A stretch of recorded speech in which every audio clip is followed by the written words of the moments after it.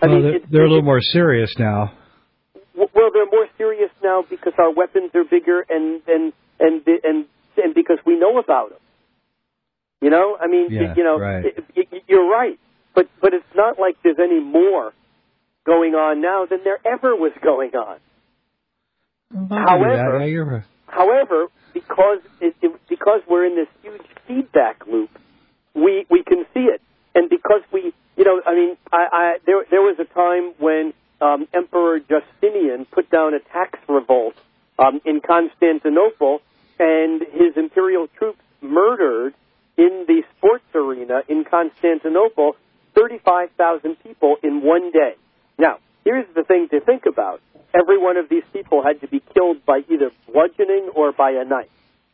Yeah. Now, we get to push a button and say, 35,000 people. I mean, that's a lot of people anyhow. But the point is that we have weapons now that change the name of the game. Will we see any mass destruction? Well, if you live in Iraq, that's a stupid question. You've seen mass destruction there for the last decade. Yep.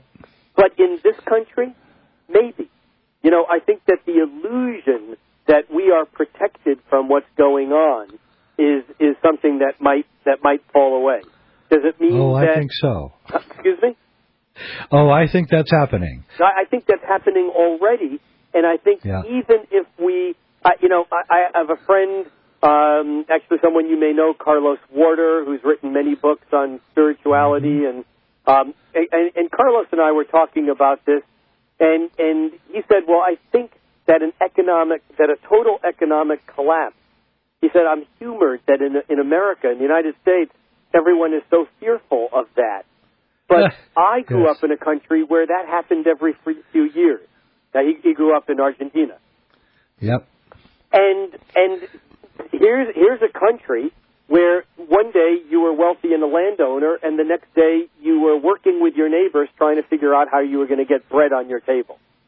And he said, that's going to happen here. He said what economic collapse does is it brings people together. Yes. And we have the whole movement of locavores. Are you an herbivore, a vegetarian, whatever? No, I'm a localitarian. Eat locally. Live That's locally. what I do. Well, but will anyone be immune from this? I don't think so. I don't either. It may happen in pockets. It may happen in waves, like brownouts happen, when the power companies don't have enough power. I don't really know the exact scenario of how this will play out, but I do know it's a good thing. Why is it a good thing? Because it can't continue on this trajectory. It can't continue. It's got to break down and rebuild, and it's not an ending. It's a beginning. We need to celebrate it. We need to celebrate it. We need to engage it. We need to go into battle with the old ways to create new ways. The way Arjuna in the Bhagavad Gita said, "Wait a minute, I don't want to fight," and Krishna comes to him and says, "But it's your duty." Now, it doesn't mean we need to go out and kill people, but we need to engage in this as if we are fighting a battle for our lives. And for some people, it means getting involved politically, and some people it means getting involved, in technology. For some people, it means just taking care of their children. For some people, it means growing a garden. It means different things for each individual, but those who stick their head in the sand, the ostriches, will be left with their head in the sand and the rest of their body gone. That's exactly right. I've argued that here on this show. It's almost as if it's an evolutionary act where where nature is favoring people who are embracing this, and everybody else is, I'm afraid to say, going to possibly disappear from the scene completely.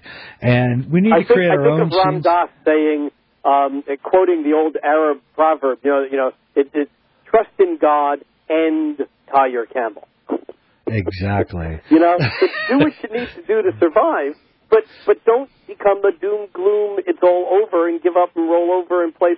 Tie your camel and assume that this is going to be a party that you don't want. We paid extra. We don't want to miss this party.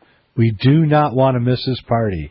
And another thing I want to just say before we leave here is also, guys, don't fall for these messiah complexes that we in the West continuously are falling for. No one's going to save us. So, we have to save ourselves. That's what I think this revolution is really about. As an astrologer, Jay, and I know you've heard me say this before, is if someone comes to you with answers, run like hell. If you have an advisor that's a spiritual advisor, an astrologer, a palm reader, a tarot, I don't care, whatever it is, if they start answering your questions, fire them. Because I'm with you. What do you do in this situation? I don't know. I'm figuring out what I do, and I'm helping other people at least see what's going on so they can figure out what they need to do. But no one can tell you whether you need to go into the country or go into the woods or go into politics or join the Peace Corps. That's your decision. I can just tell you that you need to engage in reality to make that decision for yourself. Awesome. Hey, Rick, I'd like to have you on maybe once a month to continue this It's conversation. It's always my pleasure to hang out with you on the radio or in one of our living rooms. Sounds good to me. We'll be back. Jay Weidner, been listening to Rick Levine on the Smoke and Mirrors Radio Hour. Thank you, We Jay. are here. See you, Rick. Thanks, man.